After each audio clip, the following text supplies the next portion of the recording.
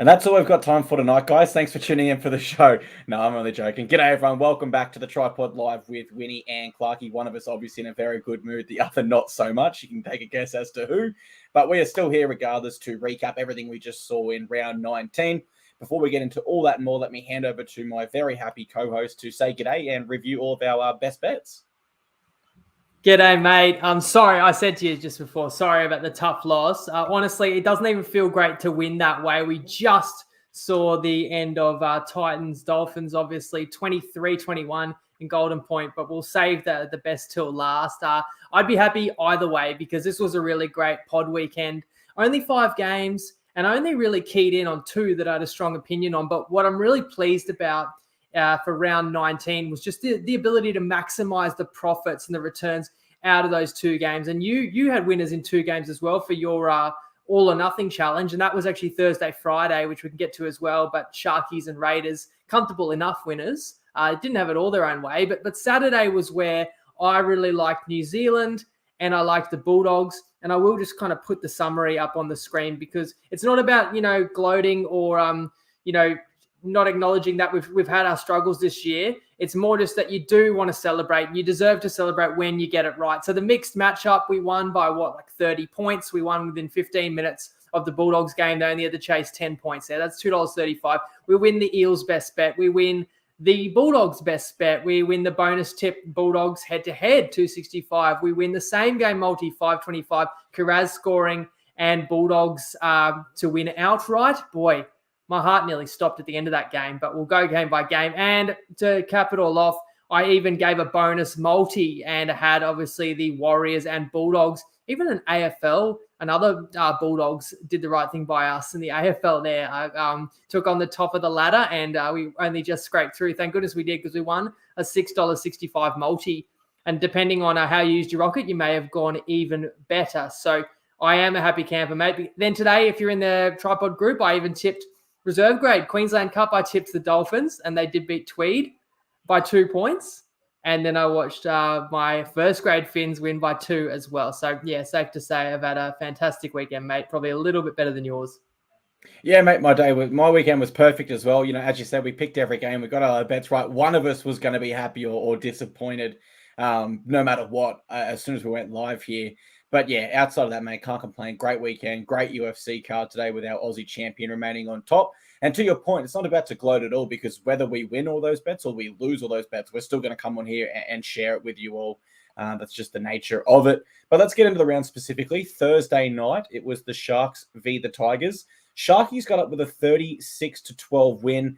I went with Nicho Hynes for my MVP in this one. He had 3 try assists and 1 try of his own.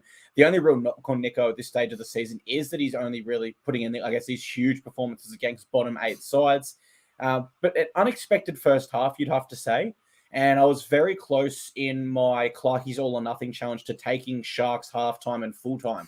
So really lucky we went the other way there. Otherwise, that would have been really disappointing. But the second half of this one just went to script. It's exactly what we expect. Sharkies, very good against bottom 8 sides.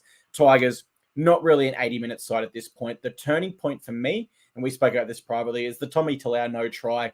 The Tigers are just a side where as soon as they face that adversity or that tough moment, they're unable to turn it around. They're unable to say, well, that's unlucky. Let's go back to our process and eventually we'll get another opportunity. Whereas for the Sharkies, they drew away late, continue their great form against bottom 8 sides. And in the end, they comfortably cover that. Well, not comfortably, sorry, but they do cover that 22.5 line, which was huge. But how do you see this one? Well, yeah, that was crazy. This line was 21.5, 22.5, 23.5 through the week. I saw it actually closed 24.5, which is very crucial because then it came down to the final conversion by Nicho Hynes after the siren. And luckily for people who took the largest available line right at the end, Nicho didn't really have his kicking boots on in this game. In fact, he pulled his boot off at one stage for a celebration. That was a cool part of round 19 was the July celebrations. But how crazy that the cover basically came down to the final, or did come down to the final play of the game. And even there, contentious try, where a lot of people would say Katoa potentially did not get a clean grounding on that. It was a good effort by Buller. On that note of Katoa, I said on Wednesday, don't know if you're just going to be able to throw in all your try scorers and just guarantee a big Sharks win. Well, the Sharks did win big and they did score 7 tries, But isn't it funny? Katoa had 3 of them a week ago. Every player on the team, just about apart from Katoa, got in on the action. And this time he gets a lot of multiples where maybe it would have been hard to get all your correct try scorers. But you're right. Now, I might have lost Clarkey there, but I think he may have rejoined the stream. But how I saw this game, so the Sharks my shoot apologies. You're right, mate. The Sharks were up 12-0 first half, and it looked like any score was possible because, of course, the Tigers were coming off losing 74-0 just 5 days earlier. But then the Tigers fight back and get a couple before halftime. They had not scored since the Alex Twal game a few minutes into that Storm match at Leichhardt a couple of rounds ago. So suddenly the Tigers had new life. As you said, they were level at the break. And while the Sharkies got back in front, you're exactly right. Like Tommy Talau skies for a bomb, appears to catch it and score. Now, I'm telling you, that was with like 20 to go, maybe 25. If it's 18-all, like it's such a different game. Like I'm sure the Sharks class would have prevailed, but the Sharks might have won the game 1-12. Like if the Tigers are still in it, it's just that once that try was disallowed, the Sharks then scored off a bomb a minute later, like the very next set, and then pulled away and broke the Tigers' spirits and got a couple of late ones that covered the line as well. So that's how it goes sometimes. I actually think I was right in warning people that this game could be more competitive than expected, even though the Sharkies did ultimately cover the widespread line, certainly the line at the time we previewed on Wednesday. Yeah, that was my thoughts as well. I messaged you when it was getting close to full time, and I was like, are they going to cover the line or not? And ultimately, it was a try in the last 5 minutes that got it home. So if you did take that line, I'm sure you were extremely nervous, and I'm sure at halftime you would have been maybe even considering cashing out because they weren't looking too flash hot at that stage. My apologies for dropping out there, guys. I've just told everyone to get off the internet. But Friday night, it was Dragons v Raiders. Raiders got up 36-26. My MVP was Matty Tomoko, brilliant with 2 tries, 200-plus meters. Raiders' biggest win streak in 2023 before this game was 8. It's now 10. So they're still yet to record a 13-plus victory this year. Not win streak, but win margin. Win margin, sorry, my apologies. That would be a very different story. But it's not so much that their opponents are really testing them, and the Raiders have just had such a tough draw. You know, we're past that now, and we're in round 19. It's their own inability to really put in that 80-minute performance. I do wonder, by the time we...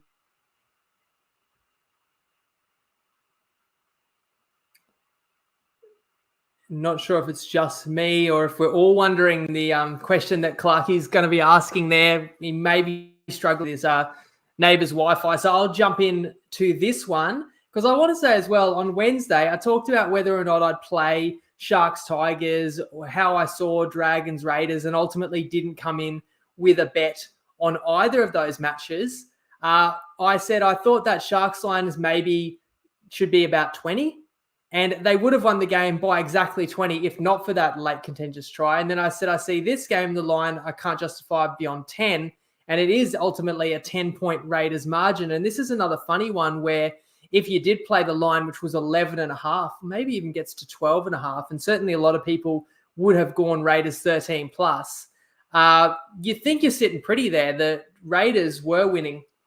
I'll scoot over. We'll see if we can get Clarkey back. But the Raiders were winning this game 18-0 and look like they're just going to blow the Dragons away. And then it's, I think, 3 tries in the space of 5 minutes in the second half. Suddenly the Dragons are within 4 points in this thing and had all the running with 20 to go. I really thought the Dragons could pull the upset. Late try, I think it's Seb Chris, that try, which was kind of against the run of play that got the Raiders back in front, helps them secure the win. And crazily, even though it was another tight game, as Clarkey said, that was their biggest winning margin of the season. Now, if Clarkey is able to get his computer running, he'll hop back in at any point. Otherwise, I've just got to steer the ship. So bear with me, guys. Could be barbecuing alone. So if you guys can throw anything into the chat as well, I can bounce off you guys. But Harry Potter says Clarkey's dropped the ball just like the Titans. So we won't go too hard on him because I know he would be hurting. But yeah, it's a tight win by the Raiders. I think, again, I said I wouldn't be surprised if we get some close games Thursday, Friday. And the final scores don't quite tell you how close each of those games were. As I say, Tigers within or level at halftime, thought they were 18-all. And then this game, Dragons, surge of tries in the second half, down 4, nearly could have come back and won. But, you know, Raiders doing their thing, winning these tight games. It's going to go a long way to securing them a spot in the top 8, if not even higher up the ladder. Now, Saturday was where we really buttered our bread with the Warriors winning 46-10. And at the time I gave out the best bet of Parramatta team total under 19.5 on Wednesday, we thought it would be quite unlikely that Shaun Johnson would travel over with the team, partner expecting the second child. And that, understandably, he wouldn't want to risk being caught in a different country at that time.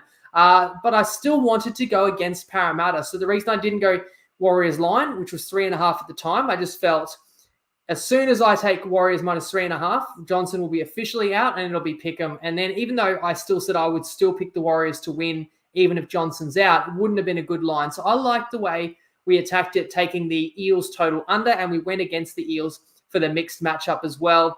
Because as I said, the Eels had so many key players out, and I have seen some comments coming in, which, Alex's Warriors could only play what was put in front of them. Yeah, so that's defending the Warriors. But I saw a couple of comments. Oh, here, Roger says, why is everyone talking up the Warriors when the Eels effectively played their New South Wales Cup side, right? And I've seen a couple of comments like that. Liam, we only lost, and he's got an Eels logo. We only lost because we had Gutho Moses and RCG out. Do you agree? And here's the thing. I completely agree. But it's easy to say in hindsight, Eels had a New South Wales Cup side. Well, if it was that obvious, you have to bet big against them. It wasn't that obvious to everyone leading into this game because I saw plenty of people picking Parramatta. The line was still under a converted try, which really means it's anybody's game. So I do agree. We talked about that the Eels were pretty unlucky just with the direction that Freddie went in his origin selections, out of left field taking Gutho, as well as obviously because Cleary is injured, Moses is in there. You knew they'd lose a prop, right? But still, additionally losing those spine players, and I keep saying it, Dylan Brown is out, even Hodgson is out at the moment. So the Eels didn't have a lot to offer in attack in this game.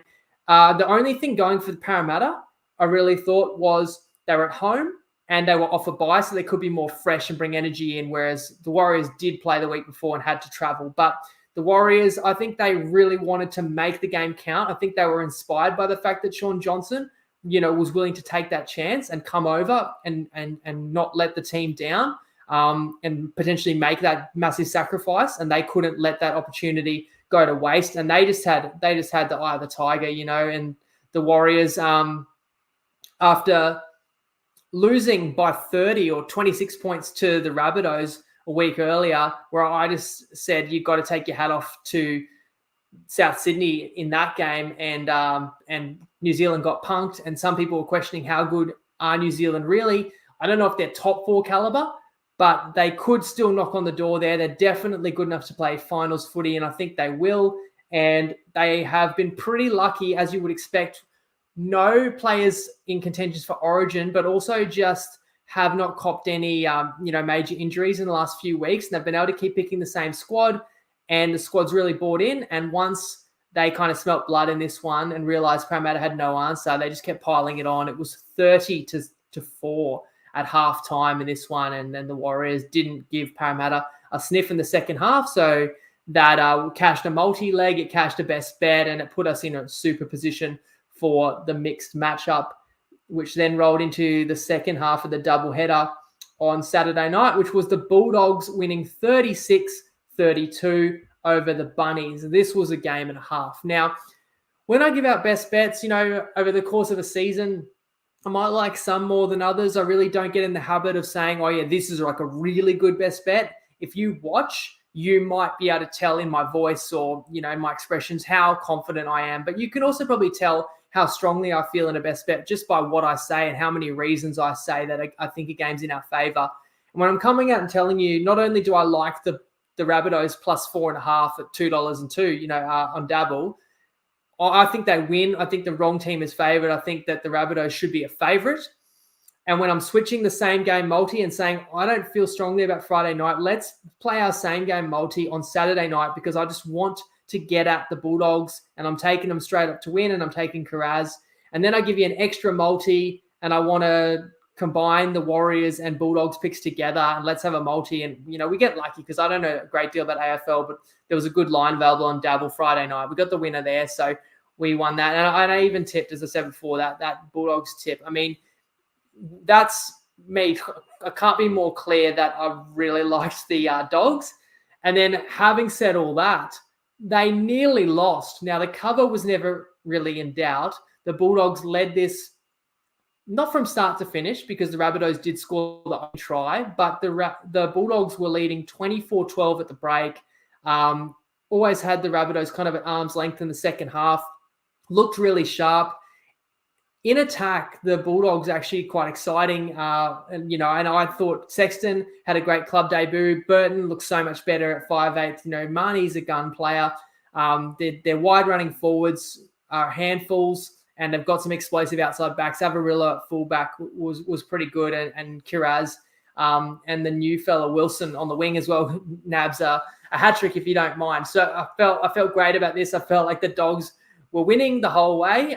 We're getting home the whole way. It wasn't really too fussed, but maybe I should have remembered that about 6 weeks ago, the Rabbitohs were dead and buried against the Dragons and scored 3 tries in 4 minutes between like the 76th and 79th minute to come back from the dead against the Dragons. And it happened again in this game. So the Bulldogs ultimately are leading by 14 points with dead set less than 4 minutes to go, like 3 minutes something to go, right? And the Rabbitohs get on the attack, little grubber in behind. And now Munro, this young, star of the future, the speed star out on the wing, playing his second game, dives for the kick and scores. And this is how confident I was. I'd already made up all my celebration graphics to post on the TryPod page, so maybe you can blame me for jinxing. But when Munro grounds that ball, which just cut a 14-point lead to 10, I said, "Nice finish, young fella." I was impressed, and I was like having a little chuckle and saying, great play. Glad I didn't tip something bold like Dogs 13 plus because it probably should have won, but it's not going to now. Then the Dogs kick off, and the Rabbitohs score off the kickoff. This is reminding me of like those crazy finishes against the Roosters from a decade ago when those two sides, every game had to come down to the final minute. So the Rabbitohs dead set score off the kickoff. Suddenly it's a 4-point game, and there's still like 2 minutes and a bit to go, and the Rabbitohs are receiving the ball. Not only do they get the ball, they shift it out to the right wing and make a line break down the right.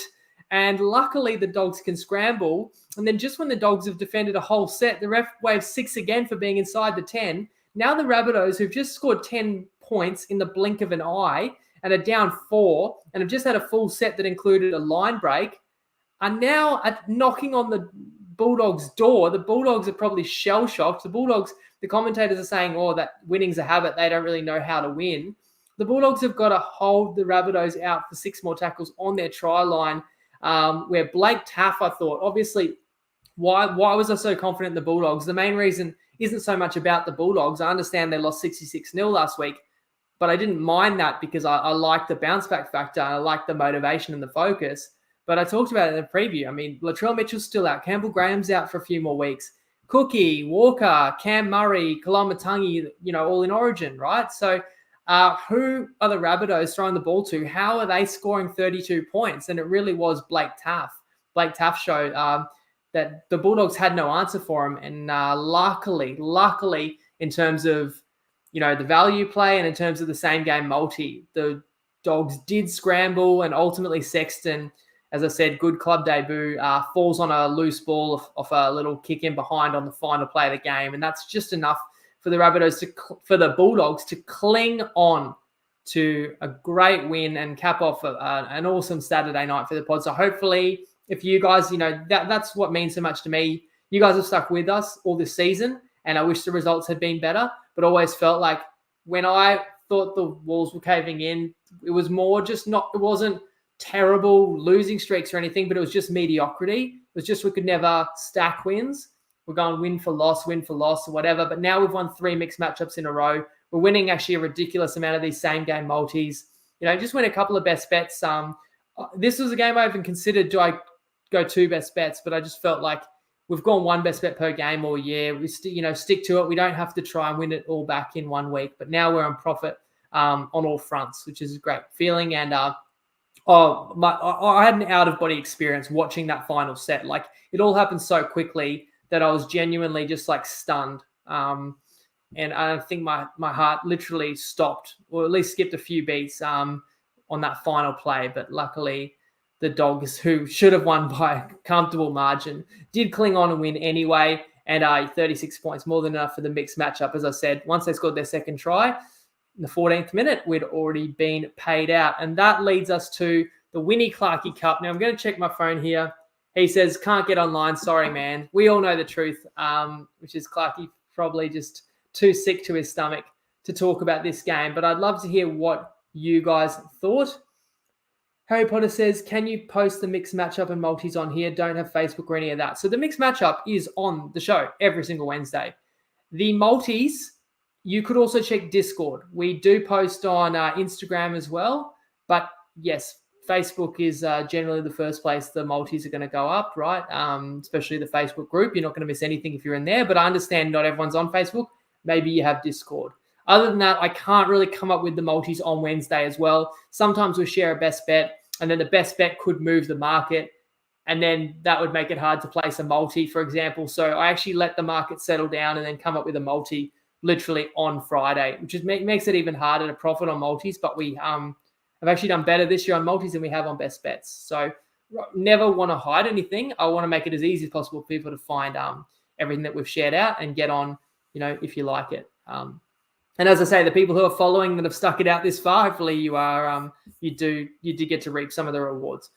So today we just had the single header game, although I wanted a bit more extra footy fix, and I saw that the feeder clubs, the Tweed Seagulls and Redcliffe Dolphins were playing before this. So I did share out the Redcliffe Dolphins at Pickham with no Toby Sexton for Tweed anymore. And that's a game where the Queensland Cup Dolphins scored 18 in a row and looked great, and then conceded 18 in a row, and then it ended up being a level scores, and the Dolphins got a penalty late and kicked the penalty to win the game. Sound familiar? It was a precursor to the main event, which was obviously Titans Finns, and this was back and forth as well. Dolphins are in front early, but then the Titans find their way to a halftime lead, as they have in a lot of games this year, and it's that same old story of a Titans halftime lead. Now, in this case, it wasn't double digits, but it was 8 points.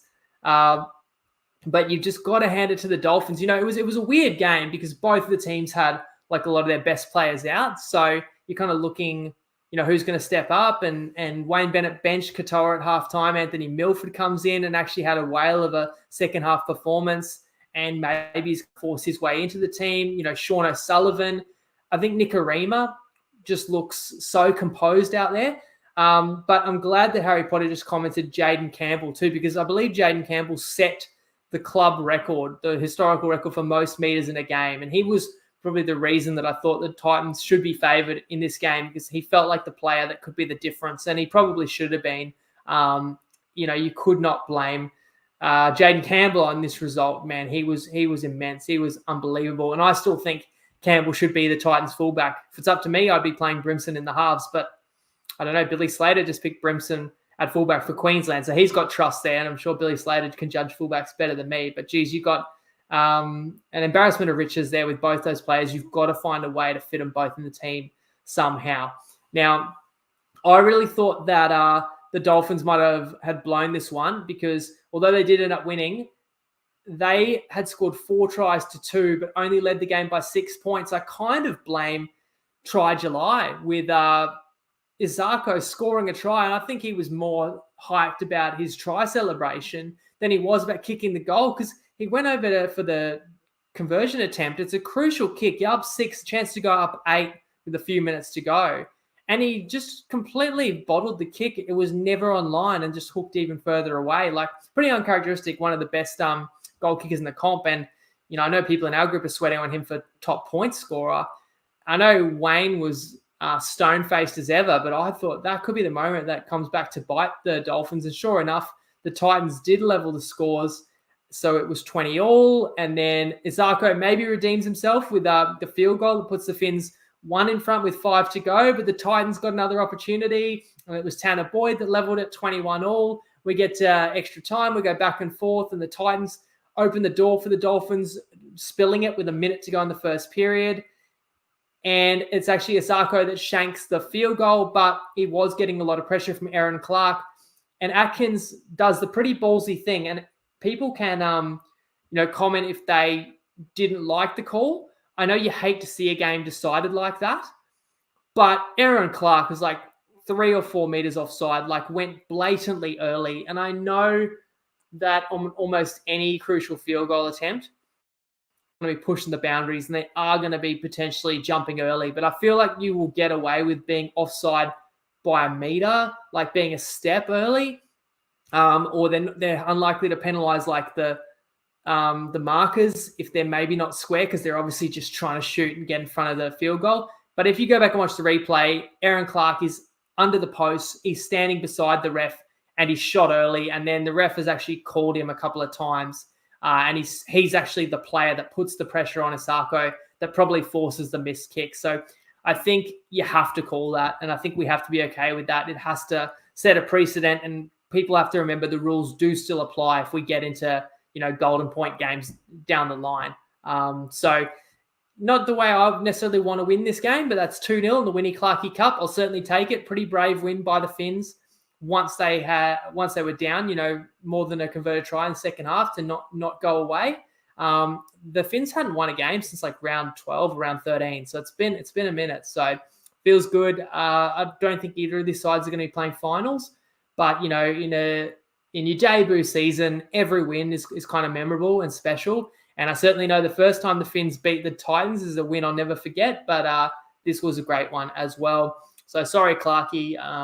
And I have won my side bet there as well. So my young fella, he's going to be getting some more Dolphins kit of his own. So that's how I saw the round, guys. Just a short recap, but it was only 5 games. And I know everyone's already thinking Origin, and you'll see me pretty soon. So just in 2 nights' time with Clarkey, we'll fix his internet, and we'll be back 6:30 p.m. to preview Origin 3, maybe a dead rubber, but it's still an Origin game. It's still one team that's gone for a clean sweep, which is, they don't happen too often. Another side desperate to avoid it. Plenty to talk about, plenty of superstar players involved, and I'm sure some angles we can get at to find some value and enjoy the game even more. So as the Absolute says, enjoy your week. Thank you, and same to you, mate. I hope everyone has a great week. And thanks for following along and getting behind the show as always, guys. You guys are the reason that it's worth, putting in the work every week. I know people say great work on the tips when they win, and people say the opposite when they lose, but the work goes in every week, and it's worth it, especially for weekends like this. So we'll talk again on Tuesday, guys. Take care, and Lego.